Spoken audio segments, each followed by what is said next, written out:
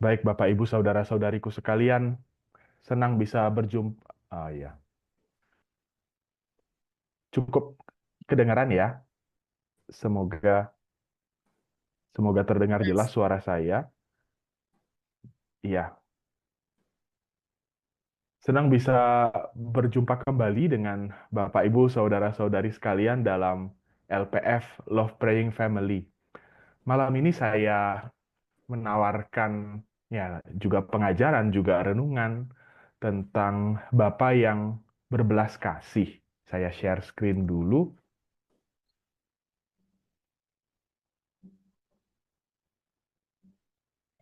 Eh, Baik, saya mengambil tema ini, Bapak yang penuh kasih,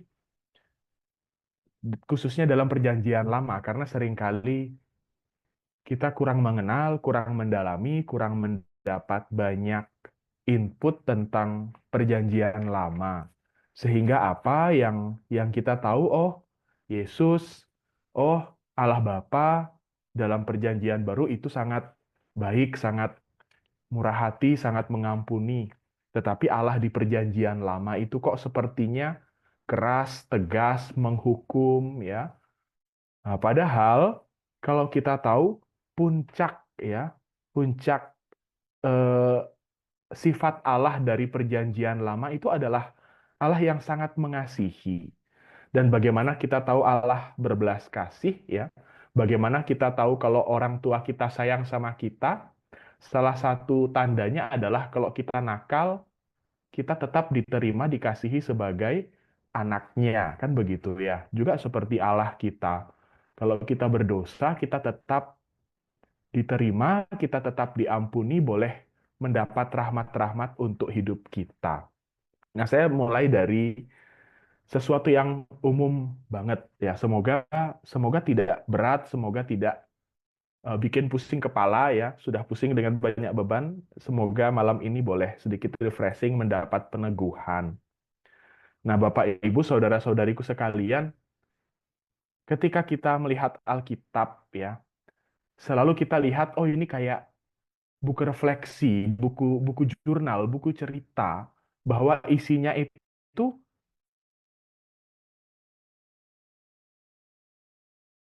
kita punya cerita masing-masing dengan Allah. Misalnya, oh dulu ketika saya mengandung, ketika saya melahirkan, dokternya bilang, ah ini udah sulit ini mustahil.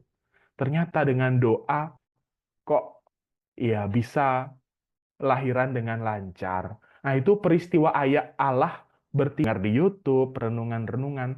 Tapi penting lagi punya pengalaman rohani. Ya, kadang orang mengejek, oh ngapain doa rosario, ya, ngapain berdoa kepada Santo Santa. Loh, saya membuktikan saya punya pengalaman bahwa Tuhan mendengarkan lewat doa kepada Santo Santa. Ya, maka pengalaman rohani penting. Dan dalam Alkitab itu banyak ada kisah pengalaman rohani umat Israel ya dalam perjanjian lama.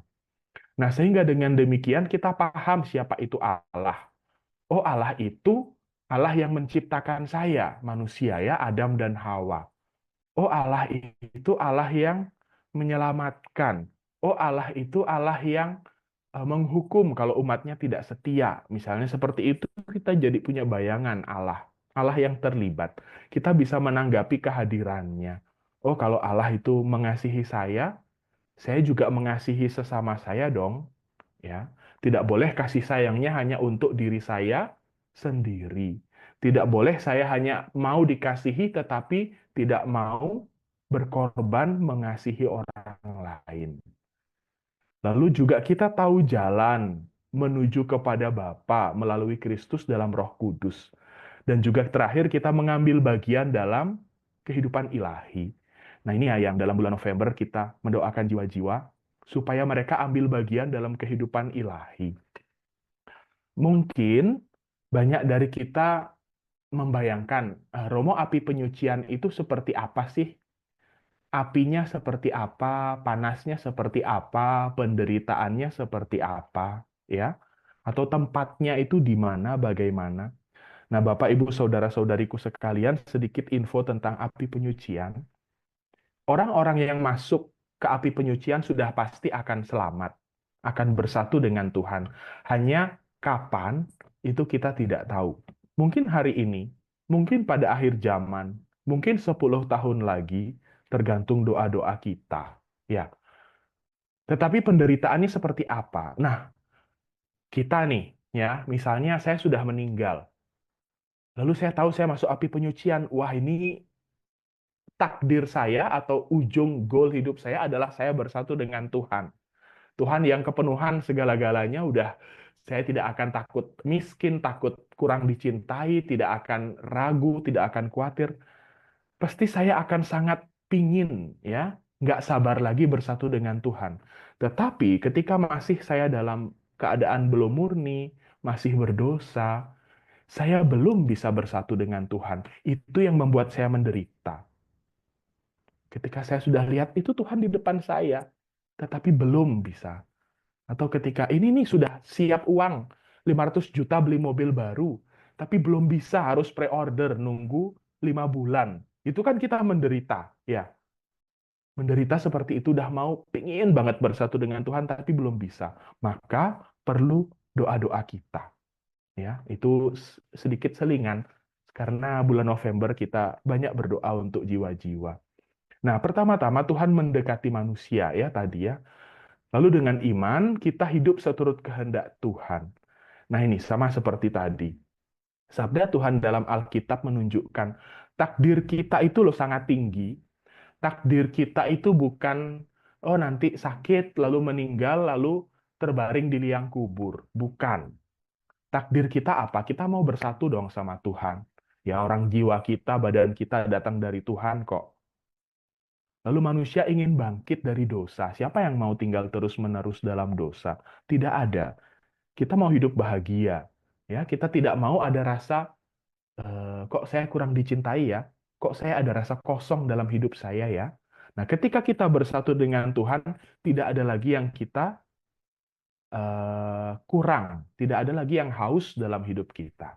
Ya. Nah, inilah tantangannya. Hidup menurut kehendak Tuhan sulit. Ya, kalau Yesus bilang pintu menuju kerajaan surga itu sempit dan sesak. Ya, maka kita mulai diet dari sekarang. Ya, saya yang bongsor ini agak sulit masuk kerajaan surga. Lalu tujuannya menjadikan kita serupa dengan gambar Allah. Kenapa sulit? Karena kalau kita mau bersatu dengan Tuhan, ya kita mengarahkan hidup kita menjadi seperti Tuhan. Nah, mari kita masuk. Perjanjian lama itu omong apa? Langkah pertama, ya, relasi manusia dengan Tuhan harus diciptakan dulu. Kalau Tuhan bisa menciptakan kita, baru kita mulai berelasi. Nah, kita diciptakan dalam keadaan bersih, murni, tidak bersalah, tapi lalu jatuh karena dosa. Kita semua sudah tahu peristiwa buah terlarang, Adam dan Hawa, ya. Lalu kalau kita sadar akan dosa, sulit kita untuk tetap berjalan menuju Tuhan. Bapak, Ibu, saudara-saudariku sekalian, pernah nggak, ya ini bandingkan, saya ada tulis dengan cetak kuning, kesadaran dosa yang benar dan kesadaran dosa yang salah. Pernah nggak kita merasa, aduh saya berdosa banget, kok saya nggak layak ya datang ke gereja, kok saya merasa kotor ya, saya merasa tidak usah menyambut komuni, kok saya merasa udah nggak perlulah berdoa, saya ini orang berdosa kok. Itu kesadaran dosa yang salah. Kenapa? Kita sadar kita berdosa, tetapi dengan berpikir seperti tadi, kita bukannya mendekat kepada Allah, malah menjauh. Akhirnya apa? Makin jauh, makin hilang. Sama seperti Hawa, Adam, ya, udah tahu berdosa makan buah terlarang.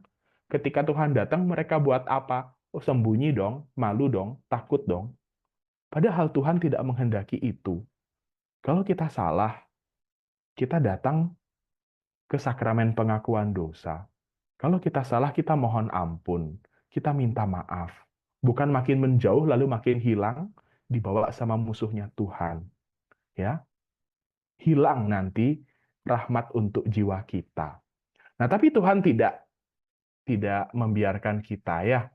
Allah menciptakan kita, Allah melihat kita jatuh dalam dosa, tapi Tuhan turun tangan lagi, mau lagi berdialog dengan manusia. Ini ada gambar orang di padang gurun, ya.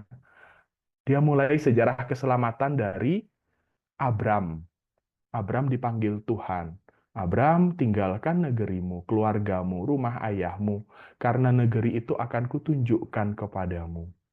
Aku akan mengadakan perjanjianku antara aku dan kamu, ya, personal sekali. Aku dan kamu, dan keturunanmu setelah aku, ya, keturunan dari Abraham, perjanjian untuk selama-lamanya, untuk menjadi Allahmu dan Allah keturunanmu setelah kamu. Intinya apa? Tuhan mau kembali. Ayo, jalan lagi sama aku yuk.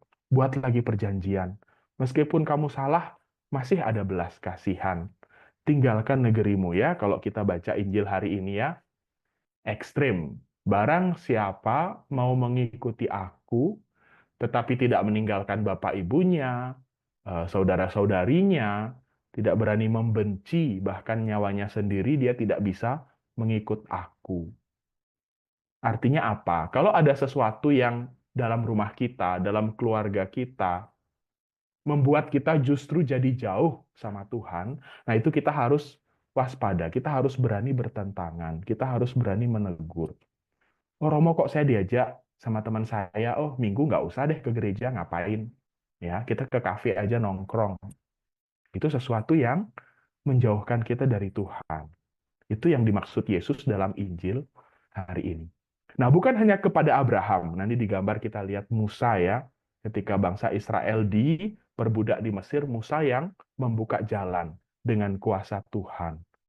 Tuhan menunjukkan kebaikan yang sama kepada keturunan Abraham. Bapak, Ibu, Saudara-saudariku sekalian, kalau lihat relasi orang tua dan anak, kan ya seperti ini. Anak mau nakal seperti apa, orang tuanya pasti mengarahkan ya supaya jadi lebih baik, pasti mengasihi, pasti menerima.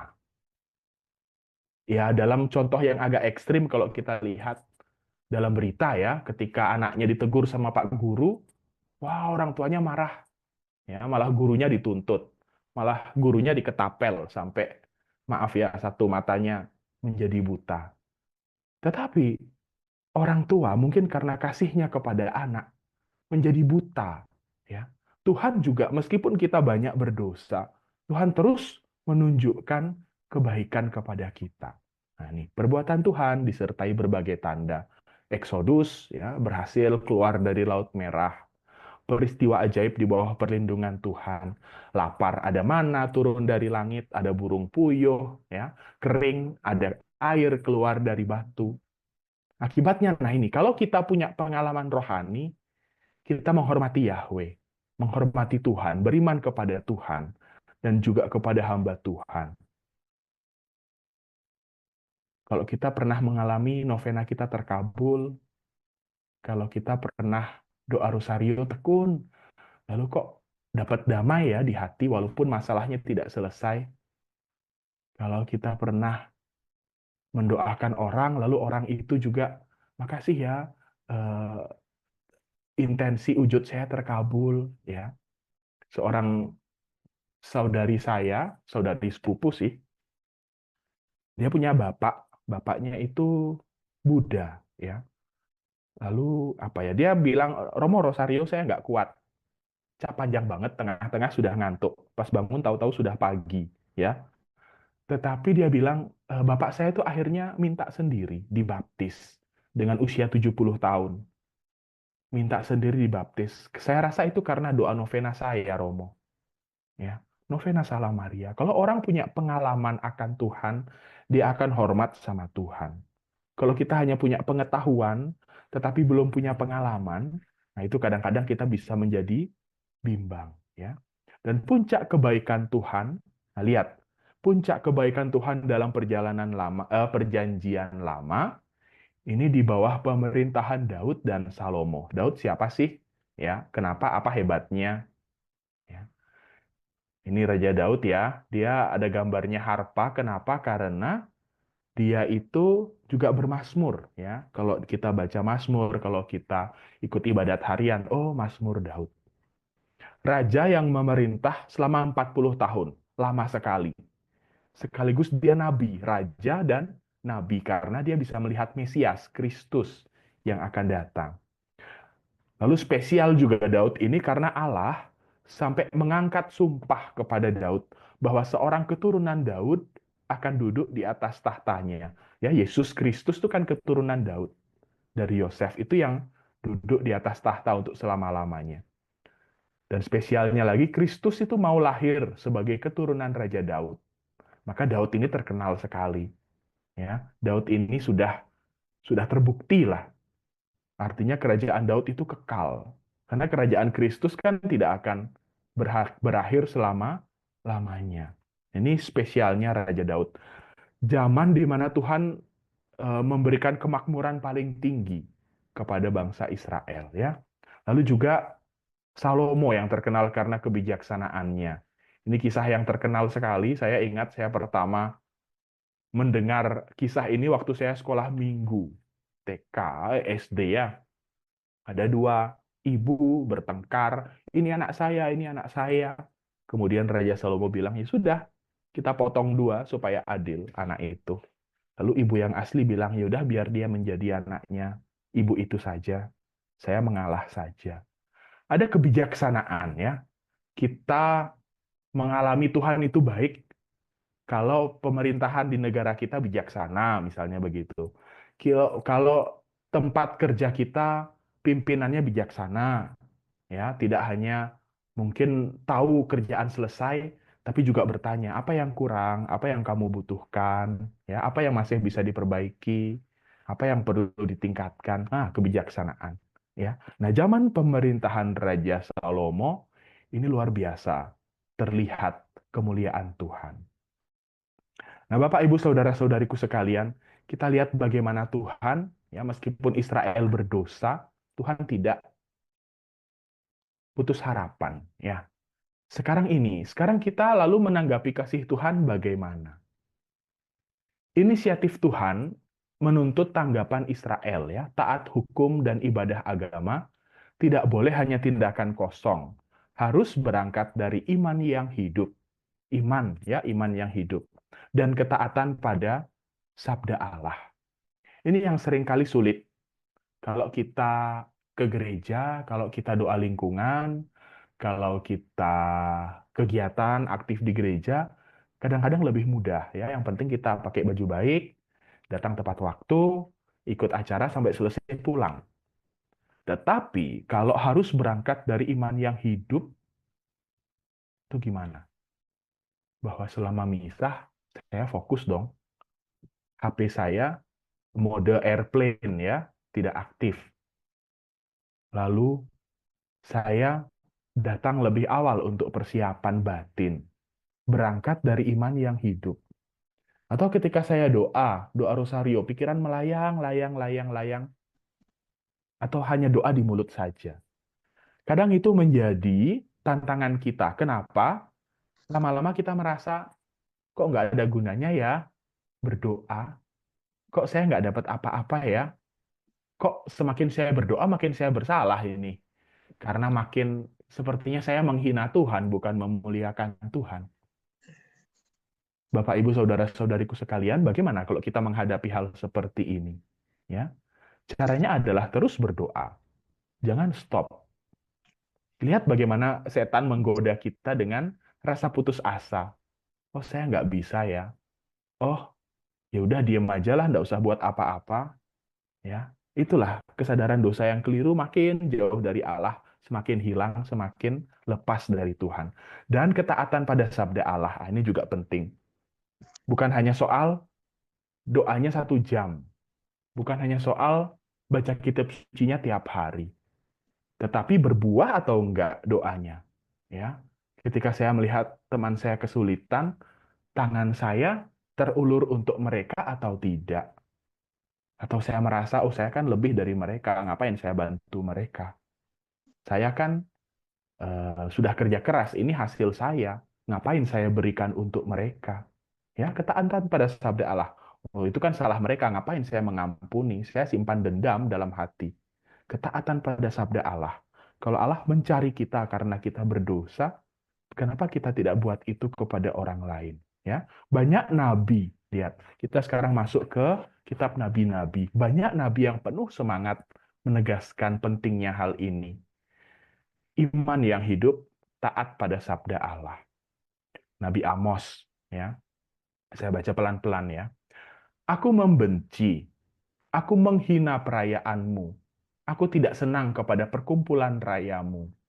Seperti orang ibadat, rame-rame berkumpul, lalu malah Tuhan bilang, aku nggak suka itu. Jauhkan daripadaku keramaian nyanyianmu. Lagu gambusmu, ya, pujian untuk Tuhan, aku tidak mau dengar. Tetapi biar keadilan bergulung-gulung seperti air, dan kebenaran seperti sungai yang selalu mengalir. Tuhan minta apa? Tuhan minta bukan hanya doanya saja, tetapi ada ketaatan pada sabda Tuhan. Mempraktikkan keadilan, hidup dalam kebenaran, ternyata hati kita yang dilihat Tuhan. Kan begitu. Kalau orang lain, tetangga kita melihat, oh rajin dong ke gereja, oh aktif ya dalam berbagai kegiatan di gereja, oh dia ketua lingkungan yang sip, nah misalnya begitu. Tetapi Tuhan melihat hati. Ketika hati kita tidak seperti yang Tuhan kehendaki, mungkin dia akan bilang, aku membenci perayaanmu, aku tidak suka ramai nyanyianmu. Nah ini, supaya kita mulai sadar. Kadang ada orang yang rajin berdoa, tetapi dalam kehidupan sehari-hari sulit mempraktikkan kasih, ya, dimensi moral, berbuat baik, dimensi sosial, peduli orang lain, menjangkau orang miskin, ya, peduli sama orang yang membutuhkan, yang terbuang. Yang kedua, Nabi Yesaya juga bilang begini, sabda Tuhan melalui Nabi Yesaya, jangan membawa persembahanmu yang tidak sungguh. Ini kayak orang eh, apa ya, setengah hati memberi ya. Diminta sumbangan, ya udahlah kasih 50.000. 50.000 atau 20.000 ya. Aduh, kalau 50.000 kebanyakan gitu. Tapi kalau 20.000 nanti orang lihat, kok pikir kok pertimbangan. Persembahan yang tidak tulus, baunya adalah kejijikan bagi Tuhan. Sekalipun kamu berkali-kali berdoa, aku tidak akan mendengarkannya. Sebab tanganmu penuh dengan darah, ya, penuh kejahatan. Basuhlah, bersihkanlah dirimu, jauhkanlah perbuatanmu yang jahat dari depan mataku. Akhirnya apa? Tuhan lihat hati. Hati yang jahat melakukan perbuatan yang jahat. Nah, bukan hanya Yesaya. Yeremia juga. Ya, dengarlah hai bumi, sungguh ke atas bangsa ini aku akan mendatangkan malapetaka akibat rancangan mereka, sebab mereka tidak memperhatikan perkataanku dan menolak pengajaranku. Apa gunanya bagiku kamu bawa kemenyan dari Sheba dan tebu yang baik dari negeri yang jauh? Aku tidak berkenan pada korban bakaranmu. Korban sembelihanmu tidak menyenangkan hatiku. Ya, persembahan kita, korban kita harus didukung dengan hati yang baik, hati yang tulus, hati yang rela ya memberi. Nah ini. Kita lihat yang paling bawah ya. Yang terpenting ya, Yeremia ini dia eh, sudah mulai orang keluar dari pengasingan, sudah membangun lagi tempat ibadah Yerusalem bait suci. Tetapi bukan itu yang penting. Yang penting apa? Perubahan hati, pertobatan batin, penyembahan kepada Allah. Bapak Ibu, kita mulai lihat dalam alur perjanjian lama, ya. Tuhan yang selalu melihat hati, Bapa yang menegur, Bapa yang istilahnya menghukum. Kenapa menghukum? Kenapa menegur? Kasihnya Tuhan di mana? Supaya bangsa Israel berbalik. Ya, Bapak Ibu kalau lihat anak-anaknya, misalnya ada dalam pergaulan yang keliru, pasti ditegur. Pasti menegur. Supaya anaknya tidak kebablasan. Supaya anaknya tidak bergaul lebih jauh. Ya, kalau udah mulai ada tanda-tanda, kok ada yang kurang beres, ada yang mencurigakan, Pasti kepo, pasti pingin cari tahu ya. Supaya apa? Supaya kembali kembali ke jalan yang benar. Sama seperti Tuhan.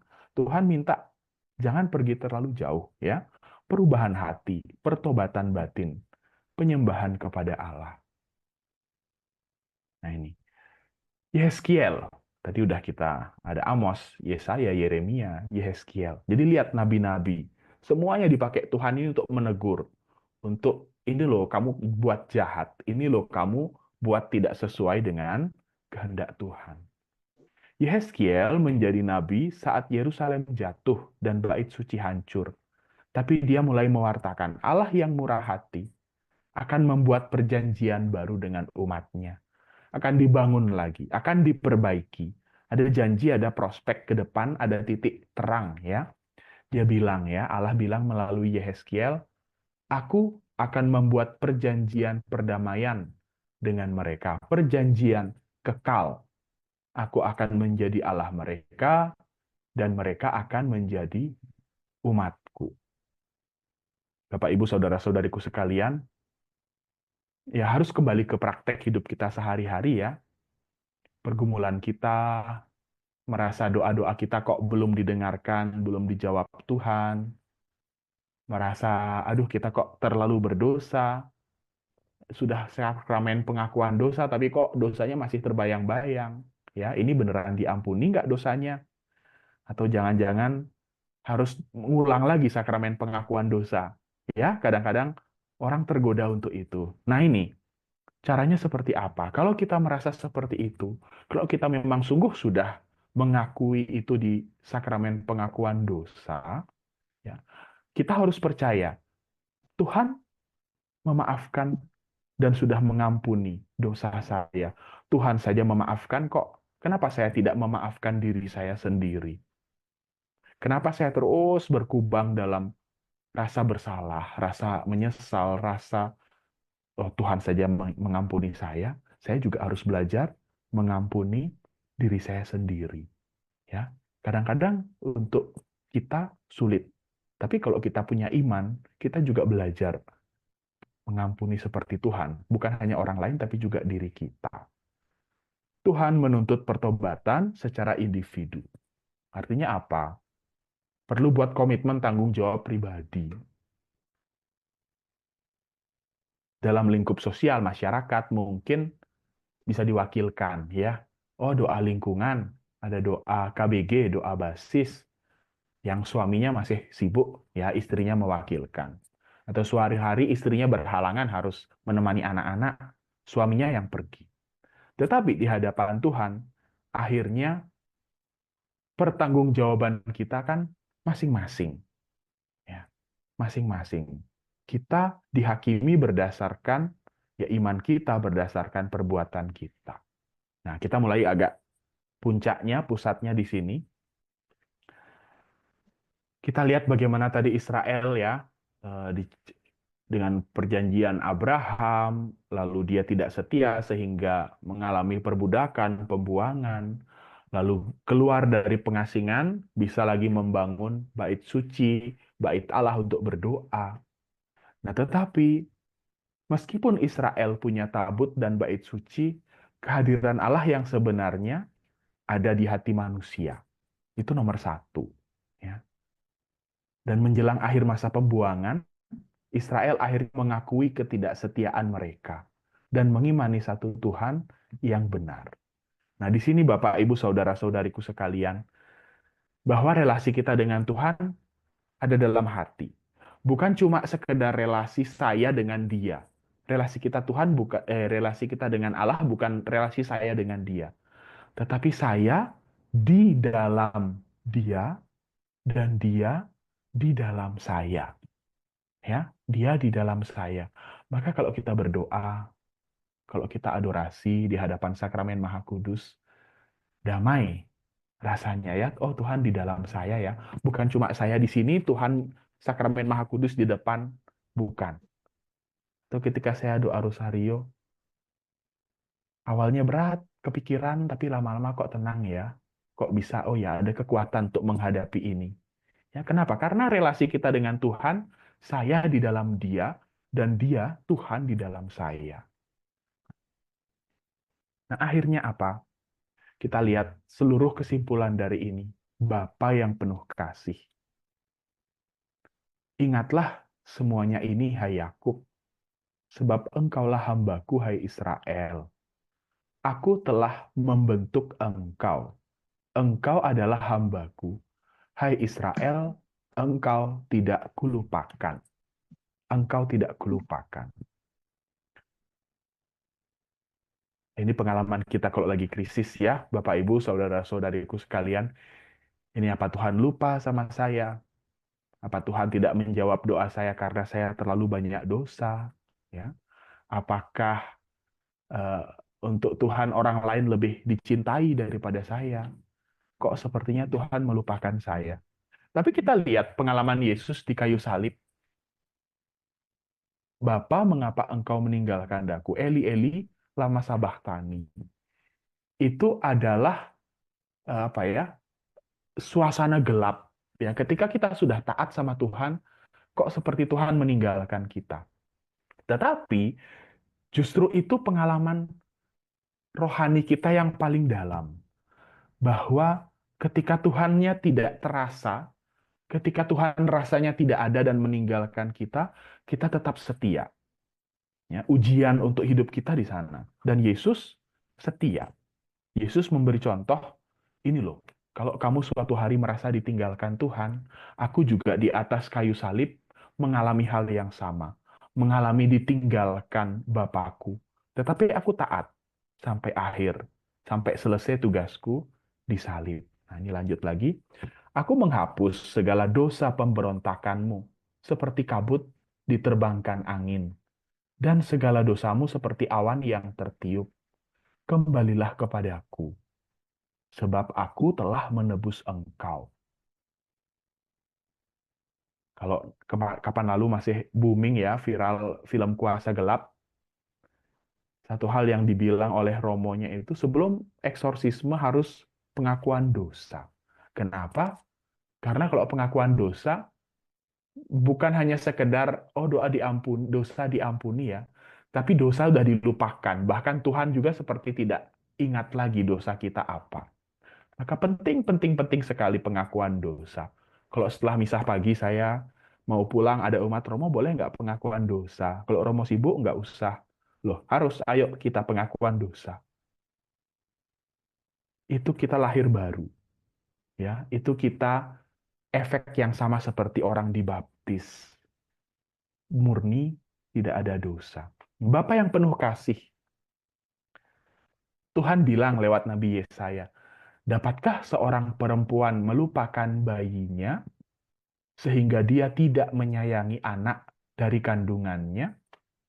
Sekalipun dia melupakannya, aku tidak akan melupakan engkau.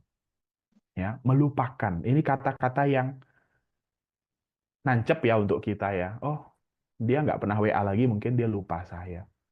Oh, saya udah nggak penting lagi untuk dia, maka dia melupakan saya. Tapi Tuhan berjanji, sekalipun orang tua kita melupakan kita, Tuhan tidak akan melupakan kita. Ya.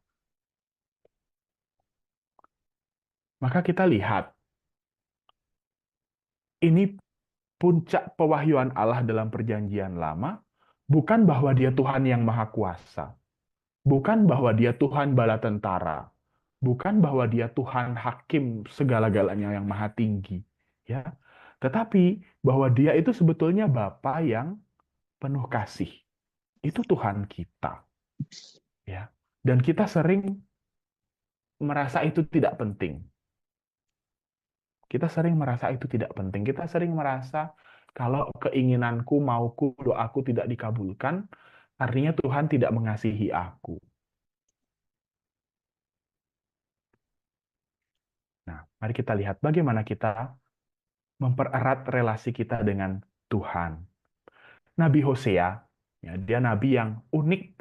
Dia menggunakan simbol pernikahan ketika mewartakan sabda Tuhan. Ya, Allah itu suami dan umatnya itu istri. Ya, apa yang Hosea lakukan? Hosea menikah dengan seorang pelacur. untuk memberi gambaran kepada Israel bahwa dia itu seperti Allah, pelacur ini seperti istri, seperti umat Israel, ya, yang tidak setia, yang mengkhianati suaminya, yang berbuat dosa, ya. Maka Allah cemburu, Allah marah, ya, menghukum Israel supaya apa? Supaya Israel bertobat.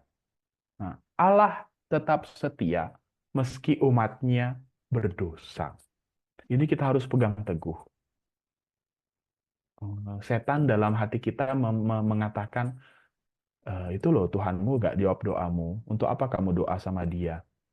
Itu loh kamu, keluargamu ikut misa, ikut ekaristi, sambut tubuh Kristus, kok tidak banyak perubahan? Untuk apa datang misa? Udah tinggalkan saja.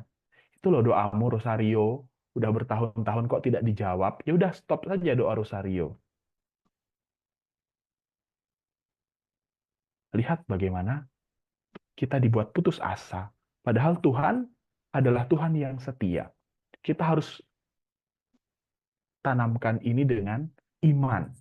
Ya, Tuhan adalah suami yang setia, menunggu kita orang-orang yang berbuat dosa, yang berzinah, yang menyembah berhala, ya. Apa berhala kita? Pekerjaan kita, eh, mungkin nafkah atau rezeki yang kita dapat, hobi kita jadi berhala kita, mungkin teman-teman kita, ya, HP, channel yang kita suka. Nah, Tuhan menunggu kita kembali kepada Tuhan. Dan ini kebiasaan Israel juga kebiasaan kita, ya. Melupakan Tuhan ketika sedang berada dalam keadaan baik. Kalau saya baik, apa saya bersyukur, tapi setelah itu tidak sungguh-sungguh. Tetapi kalau kita butuh Tuhan, baru kita rajin doa. Wah, ini Salam Maria Rosario harus 4 peristiwa nih setiap hari. Ketika kita butuh, baru kita rajin. Itu kekeliruan kita. Ya. Tapi Tuhan itu berhati Bapa. Selalu harus kita tanamkan. Tuhan berhati Bapa. Tuhan mengampuni. Kalau penjahat yang membunuh orang saja dia ampuni, apalagi kita. Ya, kalau orang yang mengkhianati dia saja dia ampuni, Yesus mengampuni, apalagi kita. Kita perlu terus yakin akan rahmat pengampunan ini. Bapa yang penuh kasih, ya. Dan akhirnya apa? Kalau seorang anak sadar dia dikasihi orang tuanya, dia mulai, oh iya ya, ternyata perbuatanku salah.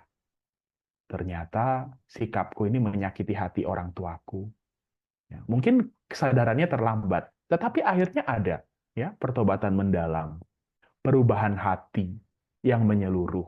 Ya, ketika Allah menawarkan tangannya, mengulurkan tangan, kita mau membalas, mau menanggapi pengampunan Allah.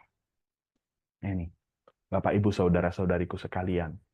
Maka dalam perjanjian lama, titik atau puncak pewahyuan Tuhan tentang dirinya bukan Tuhan penuh kuasa dan keagungan. Bukan Tuhan yang menyeramkan, yang mengusir Adam dan Hawa.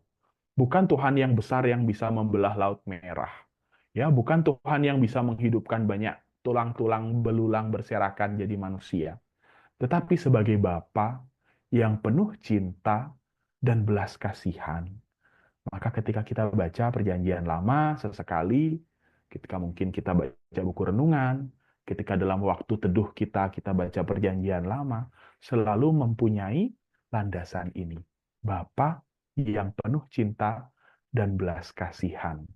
Dan kalau Bapa kita ini penuh kasih, maka tanggapan kita adalah melalui iman dan ketaatan. Jangan tertipu dengan rasa putus asa, rasa ingin menyerah, ya, rasa merasa kita dilupakan. Nah, sedikit tambahan ya, bagaimana kita lihat realita kita di dunia. Ini yang penting. Karena terus apa Romo? Kalau Bapak penuh belas kasih, lalu saya hidupnya bagaimana di dunia? Dunia kan dunia yang kejam, dunia yang bersaing, dunia yang menginjak-injak orang yang lemah.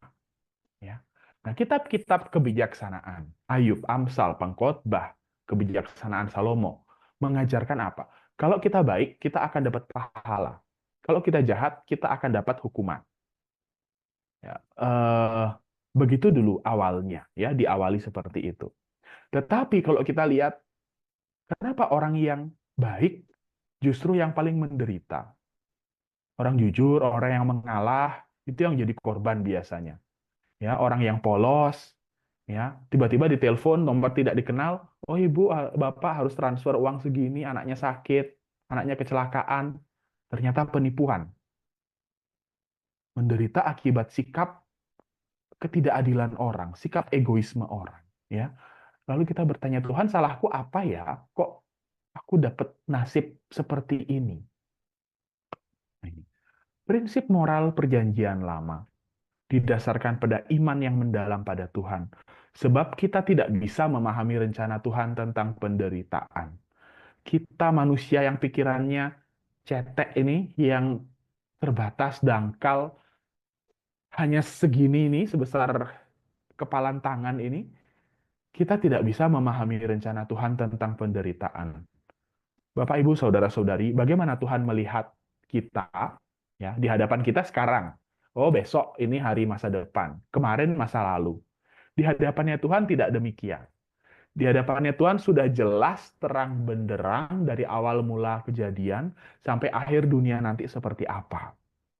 Jadi besok kita nanti makan apa, besok kita pergi kemana untuk di hadapan Tuhan sekarang juga sudah jelas. Maka kita yang hidup di masa sekarang ini tidak bisa paham rencana Tuhan tentang penderitaan. Ya, maka iman kita harus ditambah, diteguhkan. Mengapa kejahatan menimpa orang benar? Ya, kalau Ayub, mungkin itu ujian. Tuhan mau lihat kamu itu setia nggak? Ketika ditimpa kemalangan, kamu tetap memuji aku atau malah mengutuk, misuh, mengata-ngatai Tuhan? Ya, penderitaan manusia belum tentu karena dosa. Nasib baik belum tentu membuat orang makin dekat pada Tuhan. Ya, nasib baik menang togel terus, ya, lama-lama ketagihan, habis itu tiba saatnya kalah, ya, semua rumah menjadi korban misalnya. Sebaliknya orang benar maupun orang jahat sama-sama bisa mengalami kemakmuran, kemalangan. Lalu Amsal juga ya, kita perlu hidup secara benar, sesuai dengan kehendak Tuhan. Supaya apa? Supaya menemukan kebahagiaan sejati. Senang kok kalau kita beli mobil baru itu kita senang. Kalau kita traveling berapa hari ke luar negeri, nginap di hotel yang bagus itu kita senang. Tetapi berapa lama kesenangan itu bertahan? Beli sesuatu yang baru, 5 hari, seminggu, rasanya sudah biasa lagi. Ya. Tetapi kalau orang hidup dengan kehendak Tuhan, ada damai yang berbeda yang dia dapatkan. Nah, dalam hal ini kita yang memutuskan sendiri. Tuhan tidak memaksa, ya, mau belajar bijaksana atau mau memilih kebodohan. Yang jelas, kalau kita jauh dari kebijaksanaan, jauh dari Tuhan, itu mendatangkan kehancuran.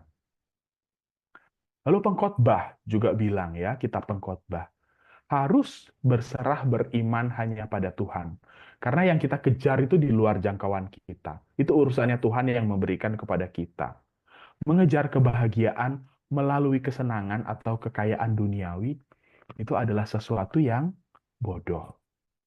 Oh, nanti deh saya pasti bahagia kalau saya menjadi yang terbaik dari semuanya. Setelah dapat menjadi yang tertinggi, paling puncak, oh ternyata begini aja ya rasanya ya. Kok saya belum bahagia ya? Kok tetap hati ini ada yang kurang? Ya. Maka ada dua jenis kebijaksanaan. Cari semua harta dunia, tapi tetap kerinduan hatinya tidak terjawab. Atau kalau kita takut akan Tuhan, ini malah mendapat damai ya dari Tuhan. Kalau dalam Ekaristi Tuhan bilang, damaiku kutinggalkan bagimu, damaiku kuberikan kepadamu. Dan juga Salomo mengatakan hikmat adalah anugerah Tuhan bagi orang yang setia. Ya, tujuan kita bukan wah cari hikmat, hikmat, hikmat, bukan, tetapi udah setia aja dulu, taat dulu, rendah hati dulu. Ya. Bapak, Ibu, saudara-saudariku sekalian, kita sampai di penutup ya. Kita melihat Allah Bapa yang penuh belas kasih, di mana itu terasa ketika kita berdoa, ketika berdosa, ketika kita jatuh, ketika kita bersalah. Tuhan tidak menutup pintunya untuk kita. Ya, maka nilai inspirasi pelajaran hidup dari Perjanjian Lama ya berbicara, bermakna, berguna untuk hidup kita.